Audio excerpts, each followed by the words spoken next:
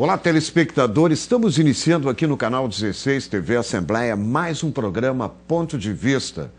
Olha, hoje eu tenho o prazer e muito prazer de estar levando até você. Muito obrigado pela audiência, você aí do interior do Rio Grande do Sul, grande Porto Alegre, que acompanha o programa Ponto de Vista, uma grande surpresa e uma surpresa agradável. Sabe por quê? Porque a política anda muito no processo de desalento. Eu sei que você, telespectador, anda chateado, enfim, não acredita em mais nada, mas sempre tem uma luz. E quando eu falo uma luz bem iluminada, com uma pessoa que tem dignidade, transparência, responsabilidade, compromisso com o presente e com o futuro dos gaúchos e desse país. E tem uma história muito bonita, porque, olha, no jornalismo é uma referência, inclusive para mim. E no Senado da República é uma referência como uma política que honra os compromissos da transparência, enfim. Eu estou falando de Ana Amélia Lemos, que eu tenho o maior prazer de receber aqui no programa Ponto de Vista. Seja bem-vinda, senadora, é um prazer muito grande recebê-la. Olha, Milton, você acaba de dar uma demonstração de muita generosidade. Eu fico até emocionada com o que você disse a meu respeito e eu estou, na verdade, cumprindo rigorosamente com a minha responsabilidade, com a palavra que eu empenhei ao longo da campanha eleitoral em 2010.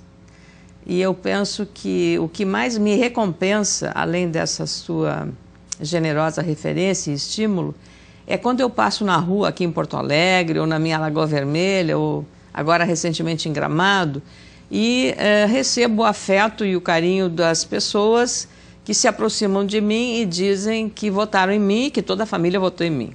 Então eu fico muito grata, até brinco, eu digo, claro, eu tenho que achar os meus 3.401.241 votos.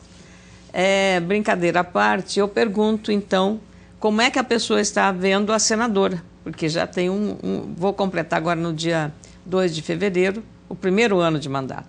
Então as pessoas dizem, está superando a expectativa. Então isso para mim é a recompensa a um ano de muito trabalho, para mim, muito complicado, com a perda muito séria do marido, uma pessoa que era muito importante na minha vida, não só afetivamente, mas também como conselheiro, né? Uma pessoa com uma grande experiência política, com um grande preparo intelectual. Então, isso tudo, junto com o desafio de discutir código florestal, discutir questões muito relevantes no Brasil, e eu tenho que aprender tudo aquilo, né?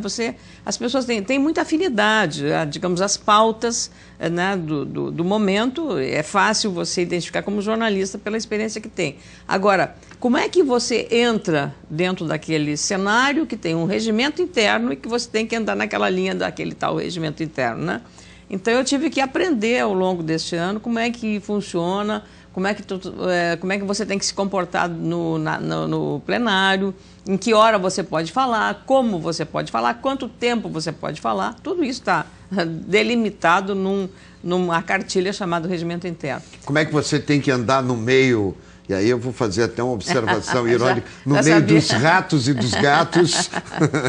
Mas eu estou vacinada, né, Milton? Eu estou lá para fazer o meu trabalho e para não julgar ninguém. Então, o julgamento de cada senador que está lá é dos eleitores deles, primeiro. Segundo, é da consciência de cada um. A minha obrigação é cumprir rigorosamente com a minha responsabilidade. Eu estou tendo, assim, uns cuidados também, não só nessa coisa do desempenho institucional, debater, por exemplo, a corrupção, que você citou aí, que eu acho isso muito importante. Eu fui distinguida com uma referência da Federação das Indústrias do Rio de Janeiro, por estar integrada nesse grupo, que está o senador Pedro Simão, está o senador Pedro Táxi, seu amigo, o senador Cristóvão Buarque, e pessoas que estão, digamos assim, muito, o próprio Jarbas Vasconcelos, quer dizer, são vários partidos que estão focados nesse combate à corrupção. pelas posições que tomamos, eu acho que o cidadão comum já não aceita mais, né, Milton, essas coisas que você diz, os gatos e os ratos ali dentro. O país não aceita, paga tanta conta, paga tanto dinheiro de imposto e a cada dia aparece mais um escândalo. Então, eu acho que nós temos que permanentemente estar vigilantes em relação a isso. Então, isso, claro, causou uma certa, digamos, uma evidência em função de o meu partido estar na base do governo. Então, o ministro do meu partido está lá no Ministério da Cidade envolvido em denúncia. Tem que ser apurada, não importa se é do meu partido, de quem quer. Tem que ser apurado, denúncia tem que ser apurada, a Polícia Federal tem que entrar, o Ministério Público tem que entrar, tem que avaliar isso. Então, eu acho que não tem que fazer, não pode ser complacente nem leniente com a questão de corrupção. Além do mais, eu tenho lá tido umas preocupações, Milton, com a questão de gasto, sabe? É uma coisa... Eu até fiquei triste que o Jornal Nacional fez uma matéria essa semana dizendo o seguinte, gastaram muito dinheiro para fazer um sistema de ponto para os funcionários do Senado. Eu concordo, gastou-se muito, é para ser usado. Se não está se usando, ficou supérfluo, foi digamos, dinheiro... Desperdício. Um desperdício, a palavra é melhor, desperdício. No meu caso, não. Então, a matéria tinha que ter. Agora não vou dar lição de jornalismo, mas veja só. Podia dizer, o Senado investiu, sei lá, não sei quantos milhões para botar um sistema, mas não está sendo usado. Não é assim. Só 10% dos senadores usam gabinetes, só 10% dos gabinetes usam ponto. Ou 1%. Então tem que dizer que alguém faz isso. Senão fica... O meu gabinete e todos os funcionários batem ponto. Esse ponto é um ponto digital, não tem como haver, digamos, manipulação e tal. Então, outro dia até o próprio Jornal Nacional também tinha feito, muito bem feito. Uma pessoa, uma funcionária que chegava, ia lá de carro, fazia e ia embora. Então, o jornal fez aquilo. Tem que fazer isso, tem que denunciar isso. Agora, tem que dizer... só tanto por cento dos senadores ou dos gabinetes tem controle de ponto. O meu tem todo, então essas coisas. Cuido de economizar com passagem aérea, com hotel aqui, eu venho em Porto Alegre. Então eu parava no hotel, era caro. Aí disse, vamos fazer uma licitaçãozinha, vamos fazer um levantamento, um orçamento. Qual é o hotel mais barato? Então, um hotel bom, eu também não posso parar num hotel que não tem as condições de um computador, de uma facilidade de trabalho. Então, eu consegui uma redução de ter uma diária absolutamente compatível num bom hotel. E aí, eu fui para o hotel que eu ficava antes, assim, mas a senhora não tem vindo? Não, eu tenho vindo, só que vocês estão cobrando muito caro, eu estou indo porque é mais barato. Então, essas coisas, não é nada demais. Sim. É mais ou menos aquela história, poxa, mas que maravilha, o cara é honesto. Pô, não é maravilha. Obrigação de ser honesto somos nós temos. Outro dia, na semana que teve a comissão representativa, né, que existe no Senado, na época do recesso, nomeia-se uma comissão representativa. Em caso de uma emergência, essa comissão representativa, formada por deputados e senadores, se reúne para discutir o tema, digamos, de uma coisa, um acidente, uma tragédia e tal. No caso, foi a denúncia envolvendo o ministro da Integração Nacional, Fernando Bezerra. E aí ele foi chamado, convocado pela oposição, o presidente da comissão representativa, o próprio presidente do Congresso, Sarney, marcou e ele foi lá. Eu não sou da comissão representativa, aliás, do Rio Grande do Sul é apenas um deputado Marrone, Fernando Marrone.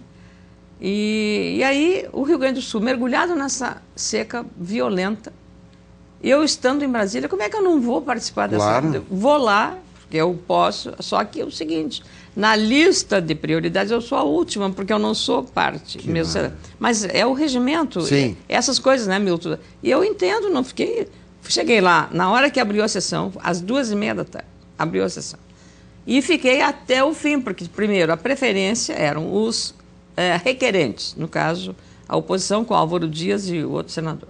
Depois os líderes, e das duas casas. Tá? Depois os que são membros da comissão e por ordem de inscrição. O presidente podia ter uma sensibilidade de fazer mas deixa eu explicar por quê. E aí, por último, os que não são membros, acho que eu era a única que estava, que não era membro, estava lá. e os outros eram suplentes. Então, portanto, tinham preferência a mim também, porque mesmo suplentes estavam à minha frente.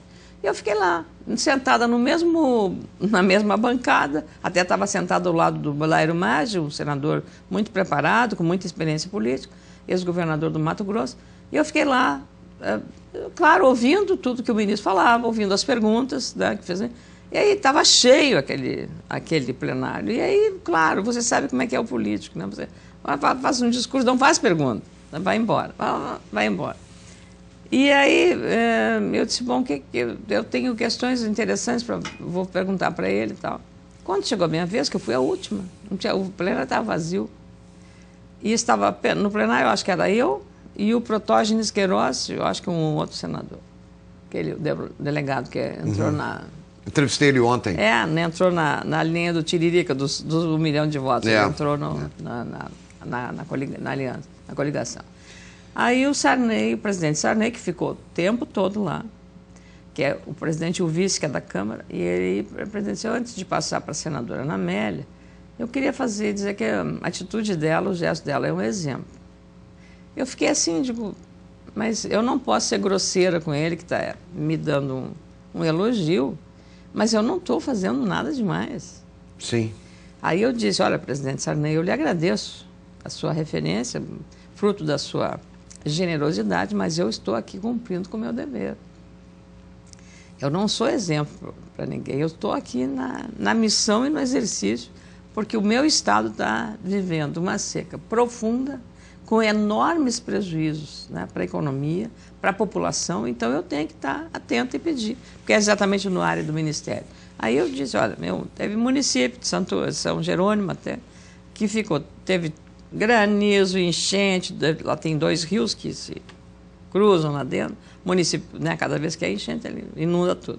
O prefeito Pata lá, Marcelo Schreiner, falou, olha, senador, não saiu um tostão do Ministério. E tudo registrado, certificado, portarias assinadas, reconhecimento por portaria, e nenhum dinheiro vai. Então, Milton, você tem que estar lá para cobrar. Aí eu falei para o ministro e tal. Eu e o deputado Luiz Carlos Reis tínhamos proposto também que o Ministério repassasse uma verba ao Estado, para que o Estado faça compras de retroescavadeiras, para compras coletivas, porque aí ele encomenda das indústrias, então a gente viu dos 2 lados, né? Compra e aí faz uma compra maior, então o valor fica menor. Ele pode economizar uns 40% do valor da máquina. As indústrias que nós temos aqui, grandes e boas, compra e aí, digamos, distribui como se fossem consórcios. Faz um aqui, faz outro ali, e esses equipamentos todos vão ter agilidade. Há quanto tempo, Milton, você ouve falar em seca no Rio Grande? Há muito tempo. Até eu me lembro que, como jornalista, assim, que lá na região noroeste do estado, a cada 10 safras, 7 eram de estiagem ou de seca.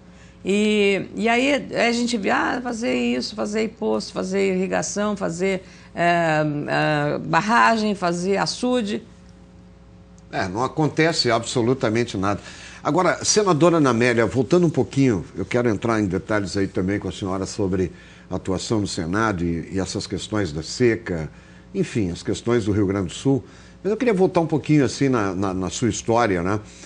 A importância do Dr. Otávio Cardoso na sua trajetória, na sua vida como um homem experiente, enfim, e esse viés também do jornalismo, né? A senhora passou a vida inteira fazendo cobertura do outro lado, né? Como jornalista, enfim, uma mulher muito atuante e tal, muito competente. E essa relação da experiência de conviver com um homem também, né? Que sempre que foi um exemplo de vida, um homem com dignidade, com transparência, correteza, enfim. Não era, para que o telespectador que não sabe, porque você é Cardoso, sim. Não eram parentes, né? Sim, o Otávio não é parente. O Otávio é de Rio Pardo, foi deputado federal, pertenceu ao antigo Partido Libertador, depois foi da Arena, PDS. Né? Foi senador da República. Foi senador indireto, suplente do Tarso Dutra. E ele teve sempre muita dignidade em relação à política. Você, claro, ideologicamente pode discordar das posições, mas ele foi uma pessoa muito coerente na vida toda. Era um promotor de justiça, procurador aposentado, e tinha pelo Ministério Público um grande orgulho. Ele foi daqueles promotores que pegavam o seu carrinho, ia na comarca de Lagoa Vermelha atender, nas outras, teve em Taquari também. Então ele foi sempre muito comprometido com as missões que teve, seja como promotor de justiça, vereador em Rio Pardo, secretário de Estado no governo Meneghetti, foi secretário de Economia, né, na época, Indústria e Comércio, foi deputado estadual, foi o primeiro suplente de deputado federal e não assumiu. Eu faço questão de tocar nesse assunto porque para a memória dos jovens, das pessoas, que conheçam um pouco, né, personagens importantes que passaram pela história. No Senado ele foi importante no debate sobre o interesse difuso, que hoje, a rigor, é vencer a ação popular. Que o interesse difuso é a coletividade toma a iniciativa coletivamente de tratar de temas que são de interesse da coletividade. E também ele trabalhou muito na época, inclusive com o Dr. Ulisses Guimarães, no estabelecimento das prerrogativas do Ministério Público, né, ampliando as prerrogativas na Constituição de 88, e sempre foi uma pessoa de um grande respeito pelos adversários políticos, uma pessoa de grande equilíbrio, né? E era um homem também que eu me lembro, assim, ele era um homem, ele foi um homem assim que não muito discreto, não gostava de luzes, de estar aparecendo, enfim, um homem discreto. Era uma pessoa muito tranquila e ele sempre teve essa atitude que na política é diferente. Os políticos em geral gostam dessa evidência, claro que é uma forma de mostrar o que estão fazendo, o que estão trabalhando. Mas era um estilo pessoal dele, de ser uma pessoa absolutamente muito, digamos assim, introvertida, mas quando estabelecia a relação com amigos, uma pessoa muito bem-humorada e era um sábio, porque ele, Milton, por incrível que pareça, sendo jornalista, às vezes eu me surpreendia dizendo, mas afinal, o jornalista sou eu, você é o político, é o homem do Ministério Público, porque sempre ele me antecipava acontecimentos. Há 10 anos, Milton, olha aqui, há 10 anos o Otávio me disse, Ana, presta atenção em água. A questão da água vai ser a questão crucial não só do Brasil, mas do planeta. O Brasil vai ficar bem porque tem fontes, mas temos que cuidar de água. Há 10 anos passados. Olha só. Há 10 anos. Ele não é ambientalista, mas é uma... Sabe que é a pessoa observadora, uma pessoa estudioso, inteligente, sabe que capta e percebe onde é que está o problema. Às vezes mas isso é um defeito que nós temos, né? Os Cardoso, Fernando Henrique Cardoso, Otávio Cardoso. Exatamente. Não, várias pessoas já me perguntaram vem cá, tu é parente do... Qual é a tua relação com o Otávio Cardoso? Não, eu não... até gostaria de ter tido, né? Porque, é verdade. Olha, quem que não gostaria de ter como uma referência um homem que teve a história como a história do Otávio Cardoso. Então ele me ajudava muito nessas coisas. Às vezes assim, olha, essas coisas de tudo que era assunto, não era assim, eu falei da água, né, mas ele falava de questão institucional, a questão do ordenamento jurídico, a questão, né, nesse coisa até do Cesare Battisti, que passa pelo Rio Grande do Sul, nessa questão do Fórum Social Temático. Então, a visão, porque eu, como não sou advogada, né, a percepção correta de como ver essa questão do ponto de vista jurídico, do ponto de vista institucional, do ponto de vista das relações, do direito internacional. Então, me ajudava muito nisso. Bacana. Então, você imagina que a falta que faz, né? E não só da convivência, a gente tinha muita afinidade nas coisas, então não é uma coisa muito complicada. Mas está sempre presente, tenho certeza que, inclusive, neste momento está aqui conosco espiritualmente. A nossa passagem também por aqui ela é muito rápida, a gente não se apercebe disso, né? É muito rápida. Senadora Ana Amélia Lemos, assim, voltando para as questões agora do Rio Grande do Sul, do Brasil, enfim... Bom, até uma questão sobre o Ministério Público, né? Porque teve esse papel importante o senador e seu marido Otávio Cardoso aí na formatação do Ministério Público da Constituição de 88. E agora tem um projeto de lei tramitando na Câmara dos Deputados que é de autoria de um delegado da Polícia Federal, de São Luís do Maranhão, que ele quer tirar essa prerrogativa do Ministério Público do poder de investigação. Esse é um dilema, Milton, que vem há muito tempo. Isso vem a cada crise. Esse é uma disputa institucional de competências. Então, eu penso que se você, ao contrário de limitar a prerrogativa do Ministério Público de investigar, você está, digamos, fragilizando o instrumento institucional e político para fazer. Da mesma forma como, por exemplo, eu sou totalmente contrária a este voto, esta liminar concedida pelo ministro Marco Aurélio, a quem eu admiro muito, me tenho uma boa relação com ele, da liminar para a questão do Conselho Nacional de Justiça. Reduzir o poder do Conselho Nacional de Justiça vou te dizer, é um ato de grave consequência para a cidadania e para o cidadão. Porque quem é que sustenta o Poder Judiciário? O Poder Judiciário tem que estar a serviço da sociedade e não a serviço da corporação, não é da instituição. São duas coisas diferentes. E mudou muito, né, exatamente. Desculpa lhe interromper, mas já só para trazer uns dados aqui para o telespectador. A magistratura brasileira, até 1988, tinha apenas 8% de mulheres. E nós tínhamos no Brasil cerca de 5 mil magistrados. De 88 para agora, para 2011, isso triplicou. Hoje são cerca de 17 mil magistrados e o percentual de mulheres sobe de 88 para agora, 25%, inclusive mulheres ocupando importantes posições na magistratura, como ministras do Supremo Tribunal Federal, enfim. Só por isso já justificaria, né, uma mudança no comportamento do Poder Judiciário. Eu enxergo dessa maneira. A decisão também além do que a senhora falou do Marco Aurélio Mello, a decisão também que foi um desastre do Ricardo Lewandowski, né? Péssima. Sobre o mensalão. Altamente comprometido, né, com o Tribunal de São Paulo. Né? Sim. Essa é Bom, aí tu tem que explicar. O Tribunal de São Paulo é sobre os salários, sobre os vencimentos que foram acima de qualquer explicação razoável, né? São os valores astronômicos, né? 600 mil, 700 mil, e não há uma explicação lógica para pagamento mensal de um magistrado. Eu pensei que você estava referindo à atitude também do próprio ministro Lewandowski em relação ao mensalão, que ele antecipou o julgamento que podia atrasar. Também, né? Também penso que não condiz com a responsabilidade da função e da sua condição de magistrado. Então, eu sou totalmente contrária a qualquer iniciativa que vise a fragilizar a prerrogativa e a competência dessas instituições como o Ministério Público, a própria Polícia Federal. Sou favorável a que seja definido claramente a função das polícias nos estados, Polícia Civil ou Militar, e da Polícia Federal. Ou do Conselho Nacional de Polícia, enfim. Mas a instituição tem que ter delimitado, mas não pode retirar do Ministério Público esse papel que vem fazendo aqui no Rio Grande do Sul. Claro que sempre que a pessoa é atingida no seu interesse, ela tende a fazer. Vou lhe dizer porque agora eu vejo no Senado.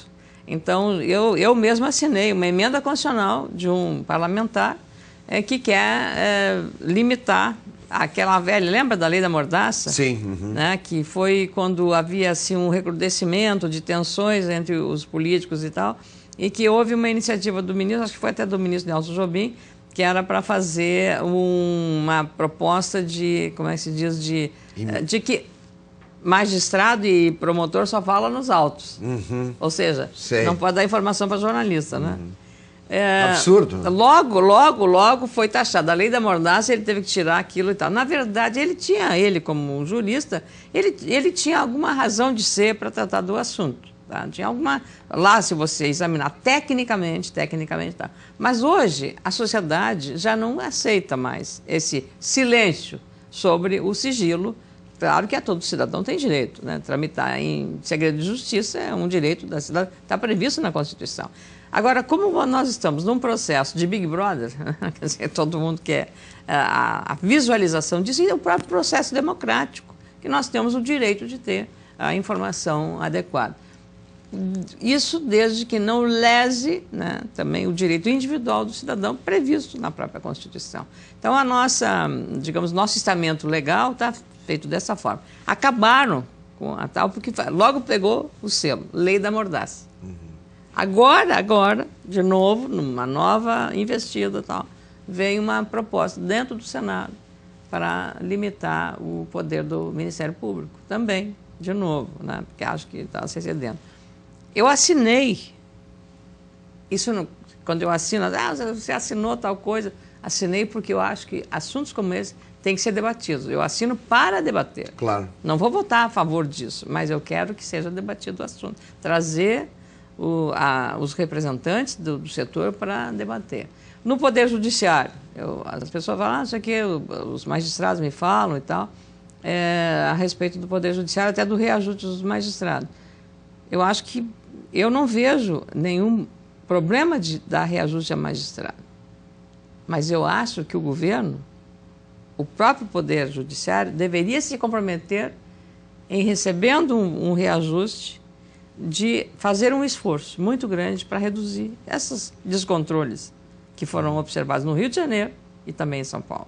Felizmente, nós gaúchos aqui podemos nos orgulhar da magistratura que temos, do Ministério Público que temos, da polícia que temos, porque são instituições que estão trabalhando, digamos, dentro das suas condições precárias em matéria de recursos, estão trabalhando com grande responsabilidade.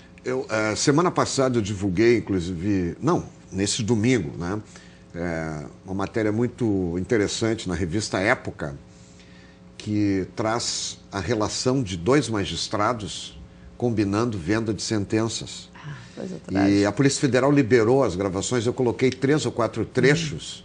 Um negócio escandaloso, né? Um negócio impressionante. Vergonhoso, deviam pedir essas coisas. Não... E quando a ministra diz, Eliana Calmon, que existem bandidos de toga, os bandidos de toga. Os magistrados não gostam de ouvir isso, mas existe jornalista bandido também. Claro. Existe político bandido, existe em todos os segmentos. Em todas as áreas. Não podemos generalizar, mas existe. Médicos, tudo.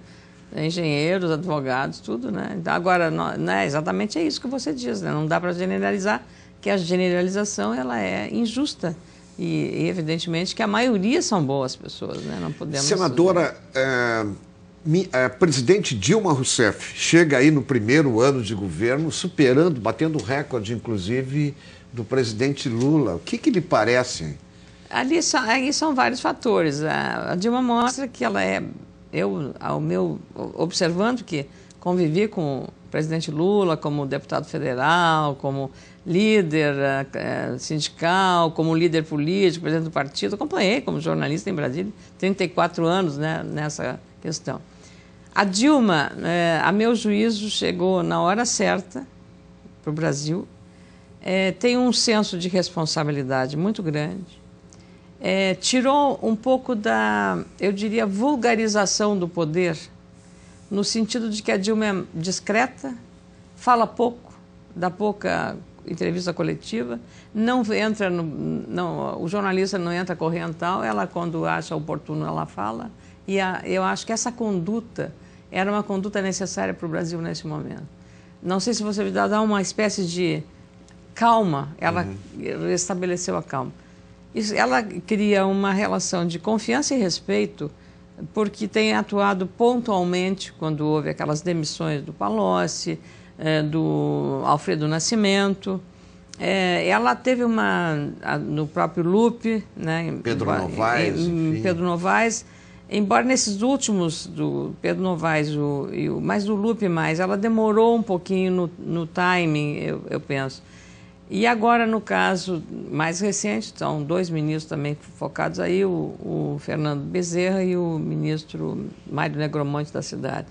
Mas, de um modo geral, a percepção da sociedade brasileira em relação a Dilma é exatamente esse comprometimento com o rigor ético. O PP continua na base de apoio do governo.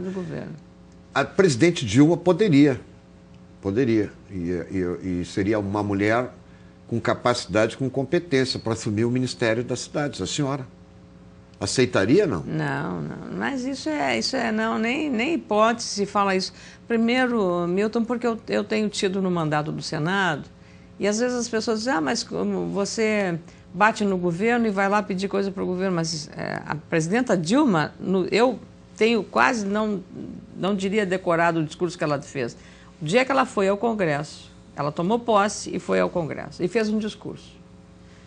Um discurso, aliás, histórico. Eu lembro. E quando ela disse o seguinte, a minha relação com o Congresso e com a oposição será uma relação republicana. Eu não sou de oposição e nem sou governista empedernida, né? Eu sou uma senadora com a responsabilidade de respeitar o resultado das urnas. Nós perdemos a eleição no Rio Grande do Sul, Milton. E eu não posso dar as costas para esse resultado. A sociedade gaúcha disse o que queria. Queria a Dilma e queria o Tarso Genro no Palácio Piratini. Não quis a proposta que nós tínhamos, que era a reeleição da Ieda Cruz e a eleição do José Serra. Portanto, eu tenho que respeitar esse resultado e trabalhar com o senso de equilíbrio e responsabilidade.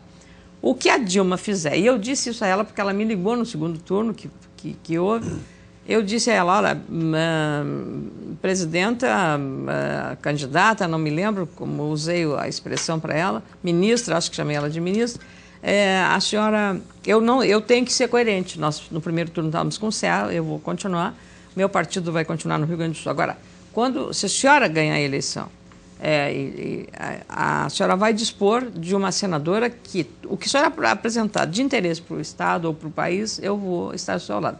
O que eu entender que não é, eu não estarei ao seu lado.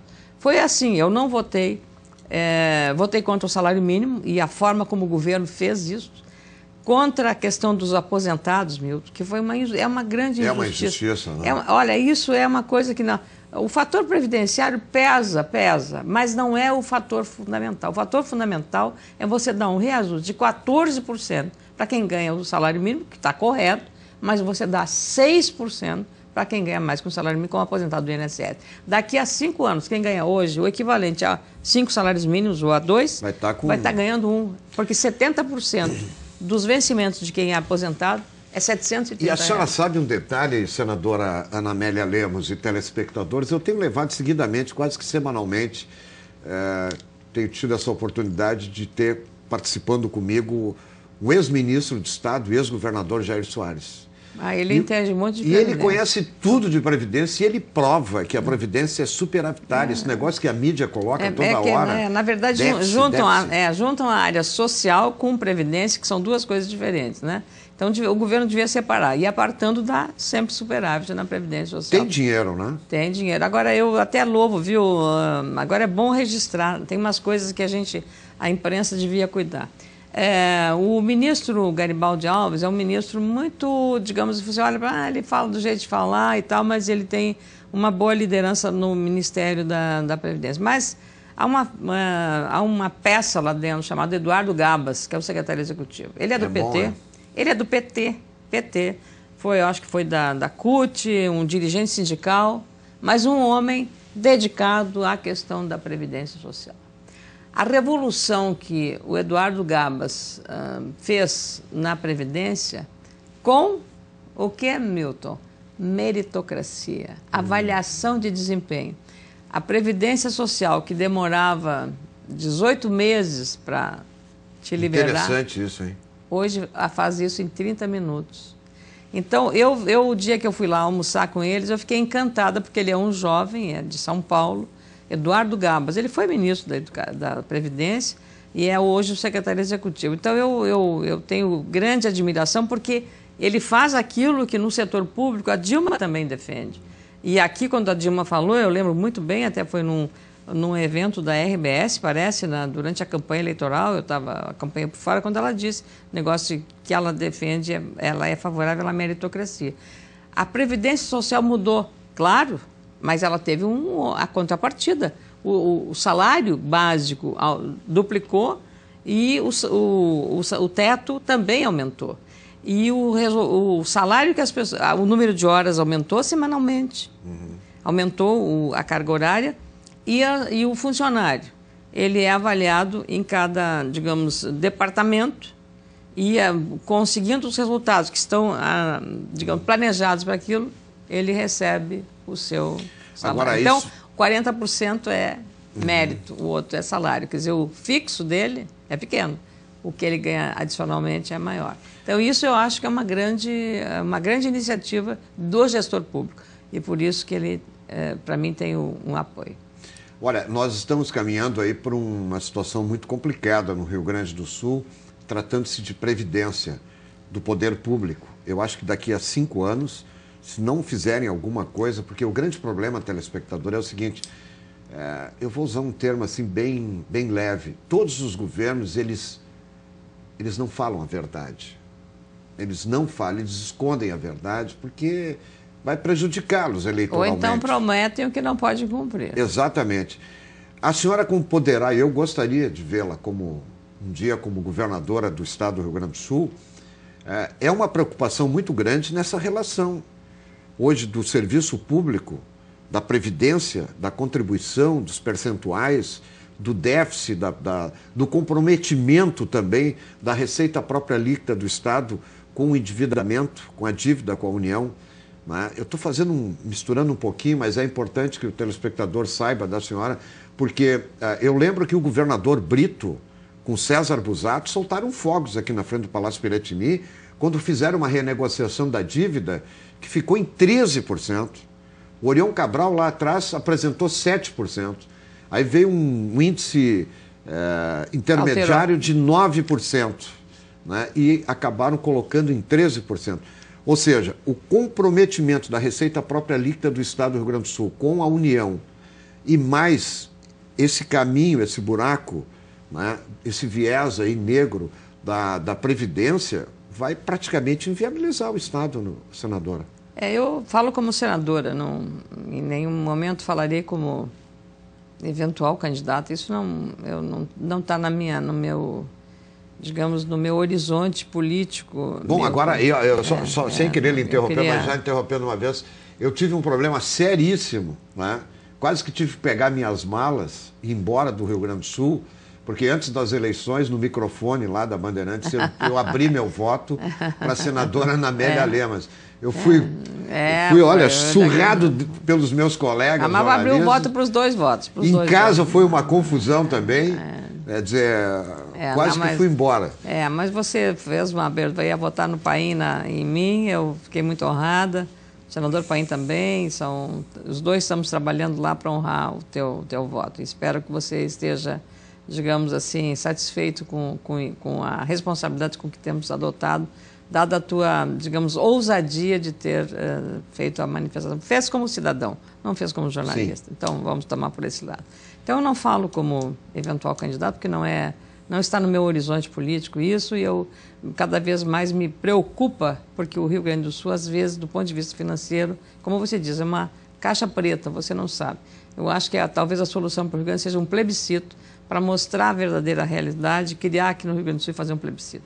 Porque do jeito que você tem corporações muito fortes, né, operando politicamente, e as pontas, que é o contribuinte, de um lado, que paga imposto, e o tomador do serviço, que é o aluno da família de classe média baixa, ou média, que precisa ir para a escola e não tem escola de qualidade, ou não tem vaga, ou enfim. Na área médica, na área de saúde pública, na área de segurança, todas as áreas.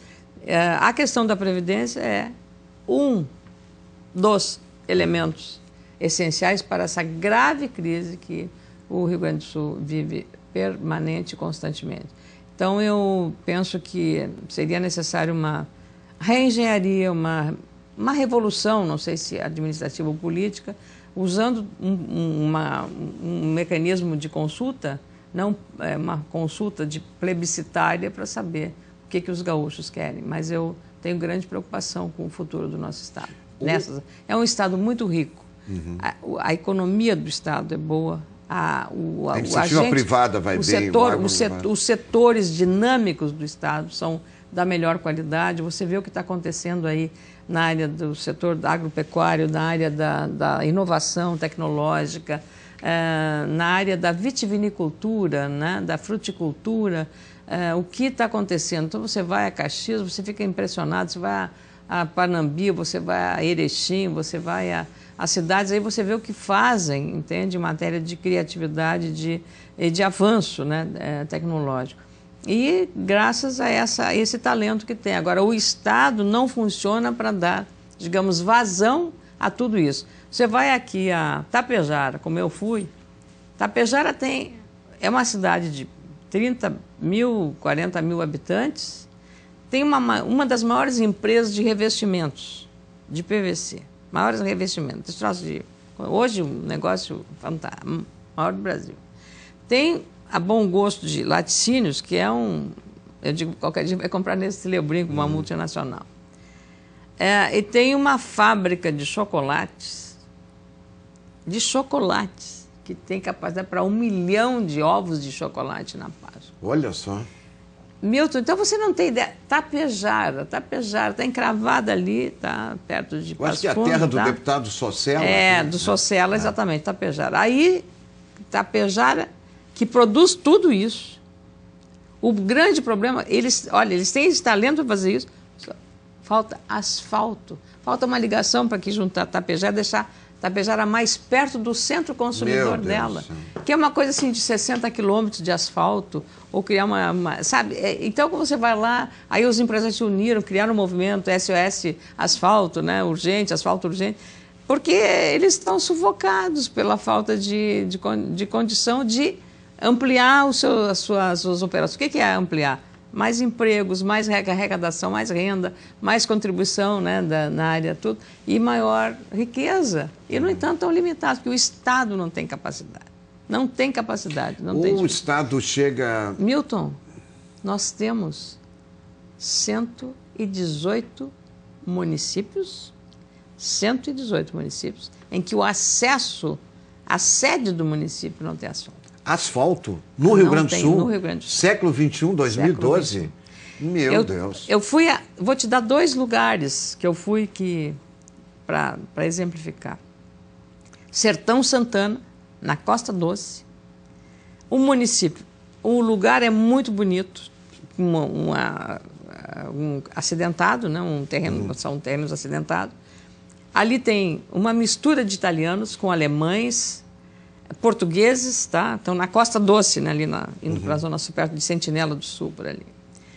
Tem lá produção de tudo que é coisa, produção de arroz, os caras têm engenho e tem 17 quilômetros para chegar na cidade. Olha só. Sem asfalto. Da BR à cidade. É uma coisa, até disse quando eu fui lá para o prefeito, olha, prefeito, minha primeira emenda eu vou ter que fazer para Sertão Santana, porque é uma coisa assim incrível. O outro, Maquiné. Maquiné está aqui, do lado de Porto Alegre. Uma região belíssima. No litoral. Daqui, exatamente no litoral. Para chegar a Maquiné, tem 14 quilômetros para chegar ali. De chão batido. Aí não dá, né? E olha, é uma cidade, uma região de pequenos sitiantes, né? Sítios que poderiam desenvolver o turismo, a gastronomia, está muito próximo. Assim, num final de semana você sai de Porto Alegre e vai para ali, né? Como ali onde tem ali os doces ali que a gente para ali na beira na praia para ir para lá.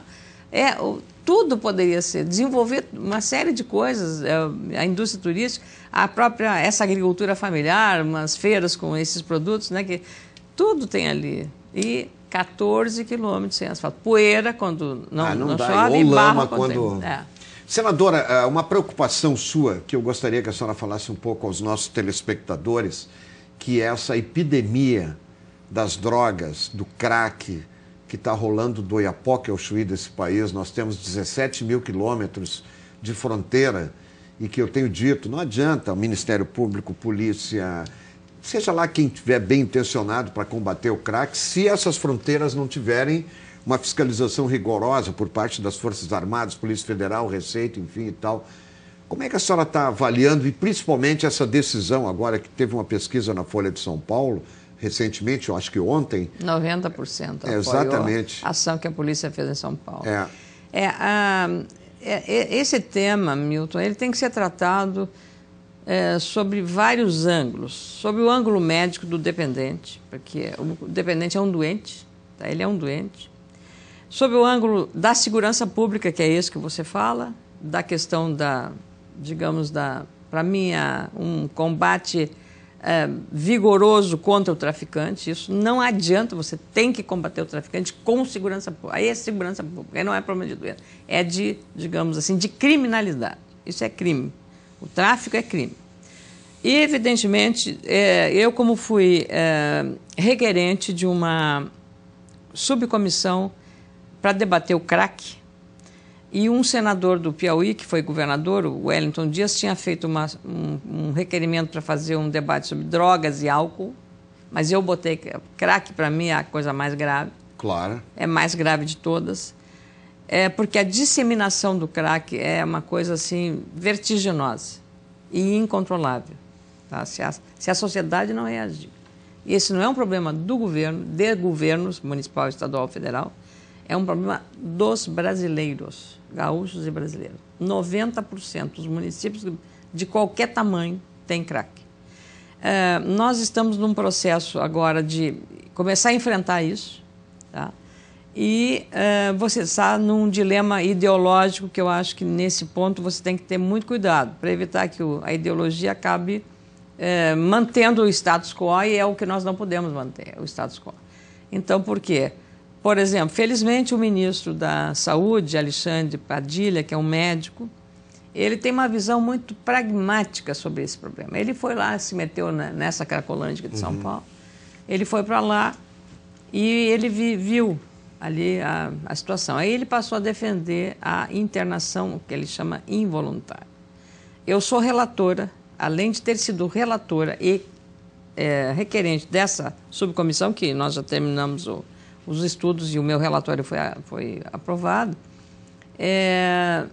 eu sou relatora de uma emenda constitucional, um projeto de lei, um projeto de lei do senador Demóstenes Torres, um grande parlamentar, em que prevê a internação compulsória do dependente, mas ele volta a criminalizar o dependente. Eu tenho dúvidas de você criminalizar o dependente, porque o dependente é uma vítima, tá? Você tem que atuar fortemente sobre o traficante. Claro que nas ações de segurança, que aí é o traficante, é a fronteira. Numa das audiências públicas que nós fizemos lá na Comissão de Assuntos Sociais para debater o crack, a gente trouxe a área médica, a área da psiquiatria, trouxemos, inclusive, Polícia Federal, o representante da Polícia Federal para a área de combate ao tráfico. Milton, para minha surpresa, ele disse que se houvesse a duplicação do efetivo policial na fronteira, o Brasil triplicaria a apreensão de drogas na fronteira. Olha só. Duplicando, o efetivo. Ele triplicaria, ou mais do que isso, a apreensão de drogas na fronteira, que é nossa fronteira é um queijo suíço, né? Cheio de buraco.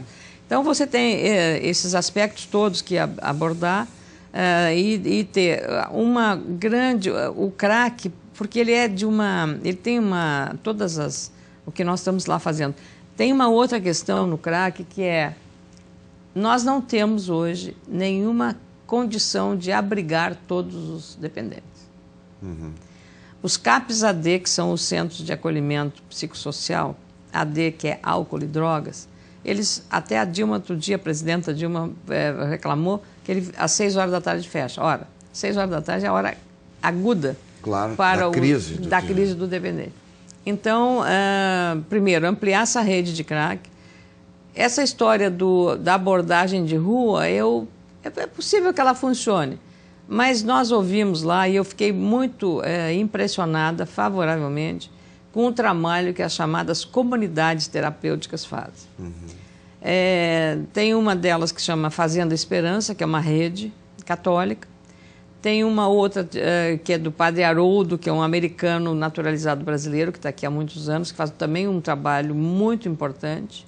Só que ele acolhe todo mundo, de prostituta com problema de AIDS, de doenças contagiosas, até o dependente químico. E a comunidade terapêutica, ela faz... Eles não... o problema deles é ressocializar o dependente. Agora, aqui no Rio Grande do Sul tem uma que é um modelo, que é o prefeito de Cachoeirinha. Eu fui lá visitar. Que ele mesmo assume, né? Ele foi dependente de crack, de drogas. Eu fui visitar a unidade que ele tem, vi lá as pessoas, conversei. Exatamente essa de Cachoeirinha é a primeira comunidade terapêutica pública que funciona. E bancada pelo município. Bancada pelo município. Então, ele já tinha lá, quando eu fui, tinha umas, sei lá, acho que umas 10 pessoas. Também vi as salas, tudo. Ele comprou uma propriedade que havia lá, um sítio, e que as pessoas... De fato, eu trabalho, né, Milton? Eu acho que, assim, lidar com a terra, plantar a comida que você vai produzir, tem toda uma... Eles usam muito... A dele como é que se diz? É pública, né? Não tem confissão religiosa nenhuma, mas já está provado cientificamente que a religião, quando um jovem, um adolescente pratica a religião, ele é menos vulnerável à questão da droga.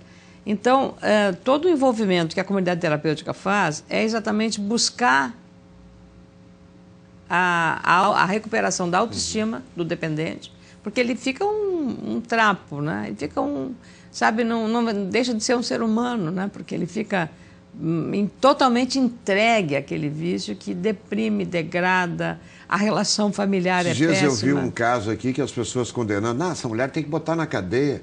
Não, essa mulher precisa de tratamento. Porque é a mulher vendendo a filha de 2 anos para comprar crack. Doente, exatamente. Aquela que levou a criança que pegou o carro, né, também aqui em Porto Alegre. Foi lá, já estava pronta e a mãe, acho que, sei lá, houve um problema no acidente, foi presa, foi sequestrada pelos traficantes. Lembra disso? Sim, né? sim. Que a mãe, coitada, ficou assim, ela não, é uma socióloga, formada em sociologia, professora.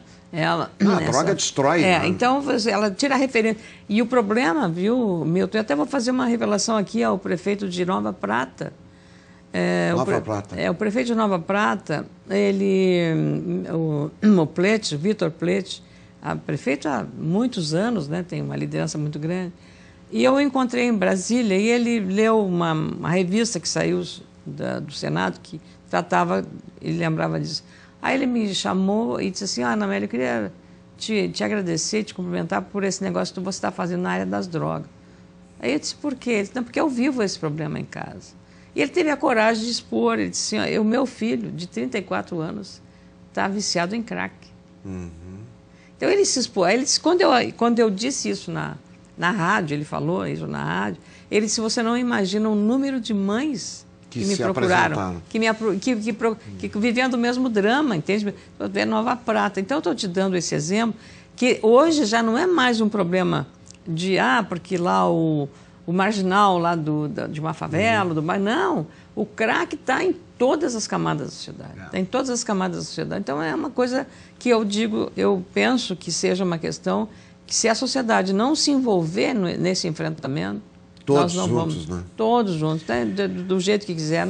Não pode você criar essas coisas de achar que você vai lá fazer uma abordagem e a pessoa vai mudar a cabeça. Senadora Ana Amélia, eu sempre digo, quando o entrevistado é bom, o tempo passa estamos fechando aí quase 1 hora de programa, teríamos muitas e muitas questões aqui para tratar com a senhora, mas vai ficar para uma nova oportunidade quando a senhora tiver a sua agenda aí. Gostaríamos de recebê-la novamente. Eu quero aproveitar, né, aqui no programa para também fazer uma homenagem a uma pessoa que foi muito importante, que nos deixou hoje, que é Geraldo Brochado da Rocha, que foi um cidadão que ocupou cargos importantes, vereador 4 vezes, presidente da Câmara Municipal, diretor da Caixa Econômica, sobrinho do primeiro-ministro Francisco Brochado da Rocha, né, que faleceu. Então fica aqui a nossa solidariedade, o nosso respeito e a nossa admiração pela família, enfim. E eu quero agradecer a sua presença. Eu endosso a sua manifestação solidária e também em relação ao Geraldo. Muito obrigado pela presença, foi um prazer muito grande recebê-la. Fica aí as considerações finais do nosso programa de hoje. Eu quero apenas te agradecer, dizer que você e os colegas todos da comunicação no Rio Grande do Sul fazem um trabalho muito grande de manter a sociedade gaúcha informada, debatendo com democracia, ouvindo posições divergentes, contrariando, criticando as coisas erradas, e é esse o papel que temos. E te agradecer mais uma vez por aquele voto que corajosamente você abriu numa entrevista lá. Não me arrependo, estou muito satisfeito pelo seu trabalho. Já me convidaram várias vezes para ser candidato. Eu disse, olha, eu tenho nome de senador, eu tenho, Milton Cardoso, mas não tenho voto nem dinheiro. Não tem, não. Voto você certamente terá. Tá? Senadora Ana Amélia Lemos, olha, foi um prazer muito grande recebê-la. O programa Ponto de Vista fica por aqui, convidando você, telespectador, para que continue ligado conosco no seu canal 16 TV Assembleia. Eu volto com novos entrevistados. Até lá!